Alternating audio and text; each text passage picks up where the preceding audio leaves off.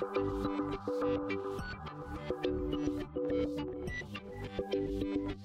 guys, it's Danny. Alrighty, today is a pretty gloomy day, surprisingly for my climate. Pretty cold, pretty wet, not a fan of the weather outside, so what can we do on this day other than admiring our beautiful orchids? So today I'm going to show you a few flower spikes that I recently observed with my orchids that are either exciting, either unexpected, and go through a sort of update of that particular orchid, talk a little bit about the bloom habits or a bit of history.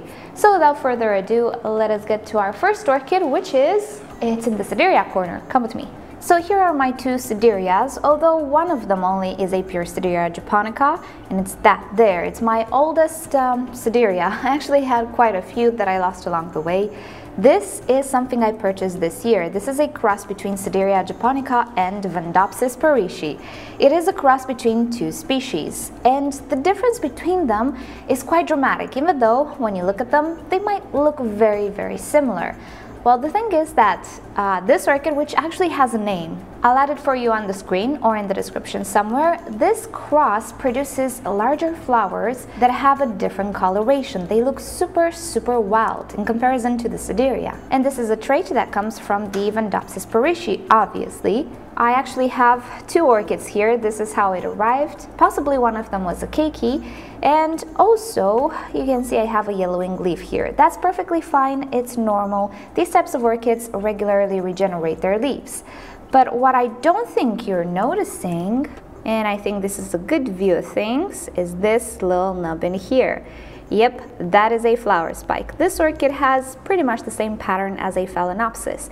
It creates a flower spike from the second leaf on one side, or third leaf if you count from the top. The flower spike pretty much develops like a Phalaenopsis would, but of course we don't have that long spike full of cascading flowers and so on. This is a primary hybrid. It is not complex, so there we go. I'm so excited for this one because apart from the very wild looking like flower, it's also supposed to be very fragrant, and it's supposed to have the fragrance of the Sedirea japonica, which is one of my favorite fragrances. It smells lemony, but a nice type of lemon, not the sour type, not like the fruit. It's more of like a lemon pie. I think this is how I described when my Sedirea japonica flowered. So I am so incredibly excited for this flower spike. Needless to say, it is the very first time that I see this orchid in bloom. I have it for a few months, 6 months or so. So it is very, very new to my collection. And it seems to actually enjoy semi-hydro quite a lot, but you know, we have the aerial roots going all over the place. The Sedirea has recently been reclassified as a Phalaenopsis, which is, you know, something that doesn't necessarily sit well with me as a collector. That doesn't matter absolutely at all because, you know, the scientists know better than me. But as long as they're synonyms, I'm just gonna call them Sedirea, just for the sake of distinguishing, because they're not like Phalaenopsis. They share common traits, yes. They're just not quite like the Phalaenopsis. Another orchid which has flower spikes, this one falls in the unexpected category. Can you guess what this is? This is a Dendrobium kingianum. It is not a Baryota, it is not a hybrid of the kingianum, it is a pure kingianum that I purchased a million years ago from Schwerter. Well, not a million, but about 3 years ago I did. And I'll tell you a bit about the history. When I purchased this orchid, which I'll try to find some footage on, add it on the screen, link it below in the description, you know the drill. So when I purchased it, it was a very bushy plant. It was never a tall plant. You can see the pseudobulbs in the back, whatever stumps are left. This is the height of this orchid. It was never tall, not like the Baryota, if you're acquainted with that one. It was indeed bushy though. It looked very healthy, very nice, and the first year that I purchased it, it produced some flower spikes, which arise from the top of the canes. Now, they develop to the point of actually seeing a little bit of the buds, seeing that they go a little bit purple, and then all of the spikes simply withered off. They just dried off. And the second year I had this orchid, it happened again. I was not entirely sure what I was doing wrong or what things in my environment were not to its liking.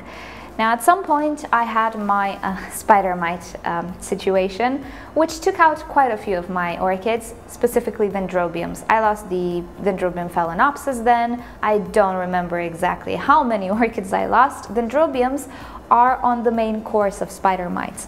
and this guy was full. And I have a remains of then, that sounded weird, a leaf remain of that era. You can see here the damage of the spider mites. Now, if you don't remember who this guy is, this particular section is the one we experimented with sugar water, hairspray, what else? All sorts of things. We experimented because he was the most affected by spider mites. And yeah, he took part in my discovery, or the steps of my spider mite treatment discovery, which I will link you to down below. So there's a bit of history with this guy. He's okay, he's free of spider mites. Took a while to regain his strength, but there he is. And if you're wondering what happened to the big clump, the mother plant practically, well, it's with Ana Maria. Hopefully it still is, I'm not sure. When we did that swap about 2 years ago already, I told her that I do have this orchid as well, but it has spider mites. It's so hard to get rid of spider mites on this particular orchid, and she said, it's okay, send it, I want to do some experiments. So I sent it, and I'm not sure if she still has it, but I do still have my little 3K division that I kept, and that's how he evolved. Tiny little pseudobulbs, you can see here, bigger and bigger, until this year we have, well, you cannot say these are big, but they're more decent sized pseudobulbs, and we have some buds on the top. Let's get you in close so you can see. These are flower spikes, and just like the Berriota, which is a very popular orchid on the market, it creates flower spikes from the top or from one of the nodes a little lower, beneath the leaves. So there we go, after so many years, my Kingianum decides to try to bloom again. Will he manage to bloom? I don't know. It will remain to be seen, I guess. But definitely this is an unexpected blooming. Another unexpected flower spike comes from this Phalaenopsis. Wow, Danny, a Phalaenopsis? Really?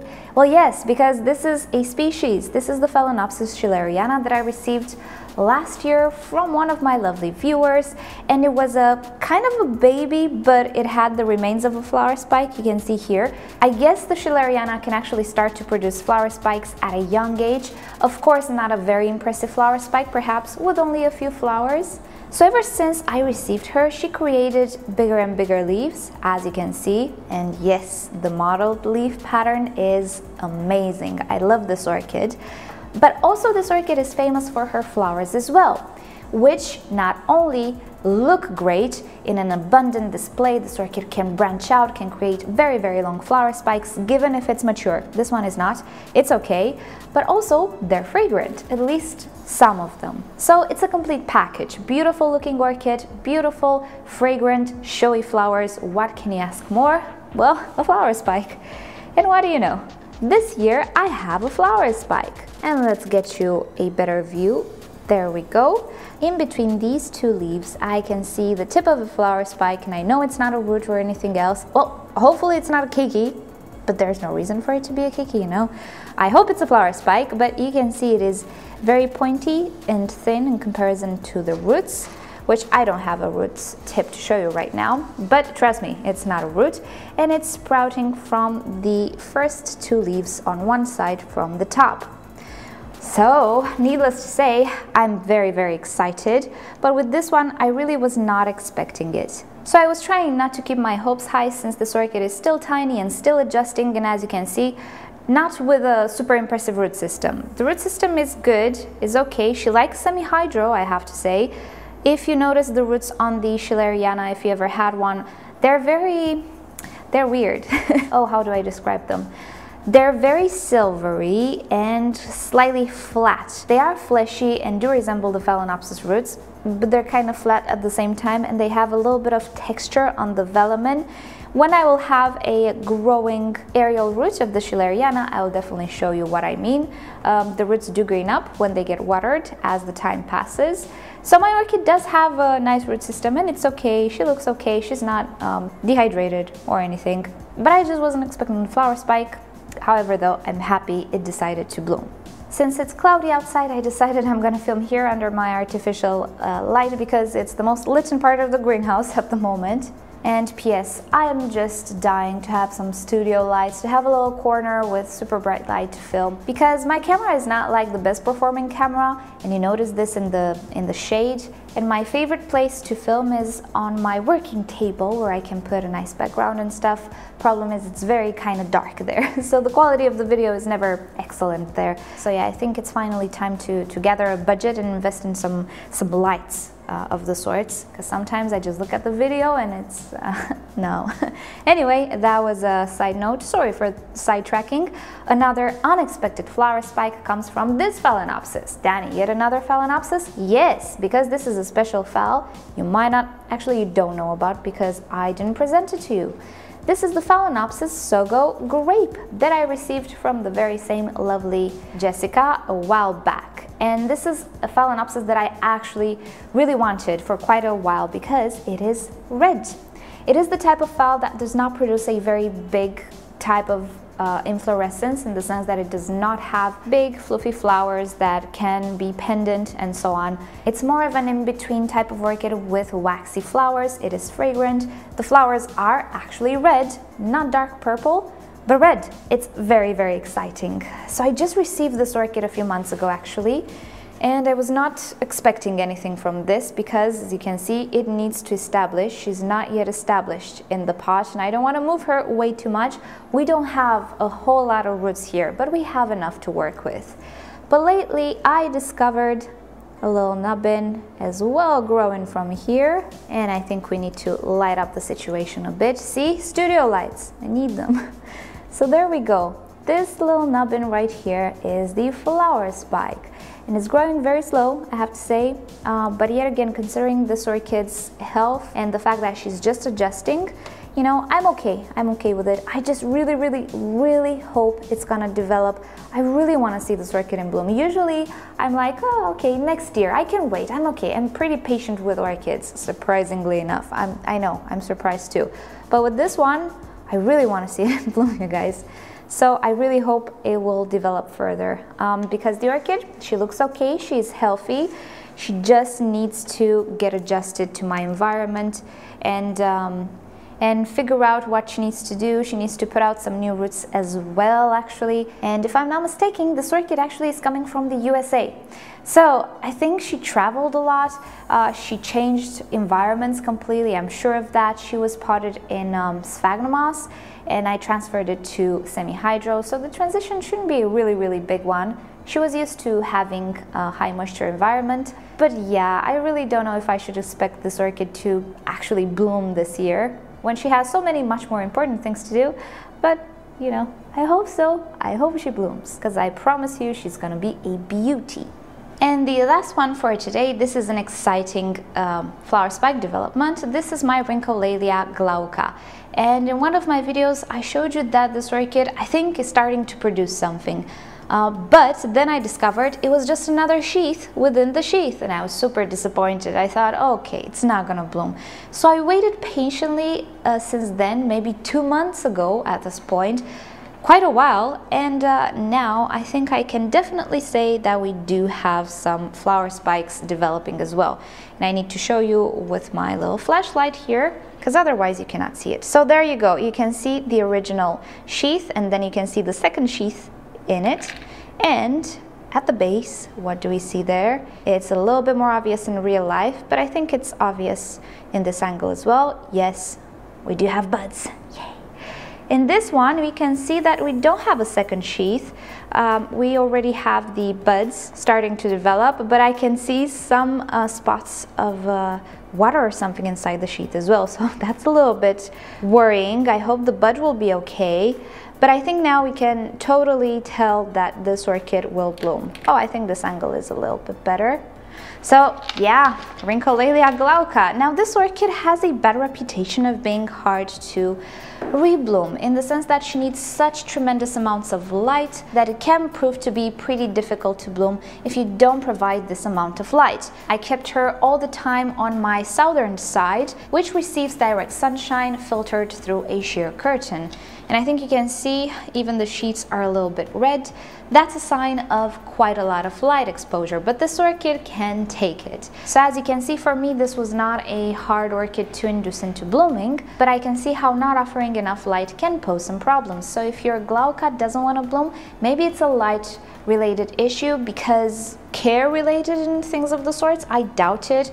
She is actually pretty willing to produce roots to grow. I did not have a staling issue with this orchid.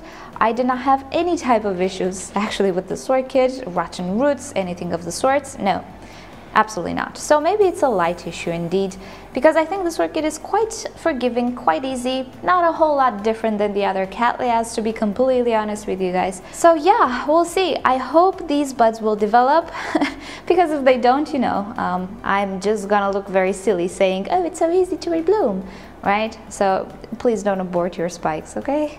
So that is about it for today. Thank you guys so much for watching, and I'm really looking forward for all of these spikes.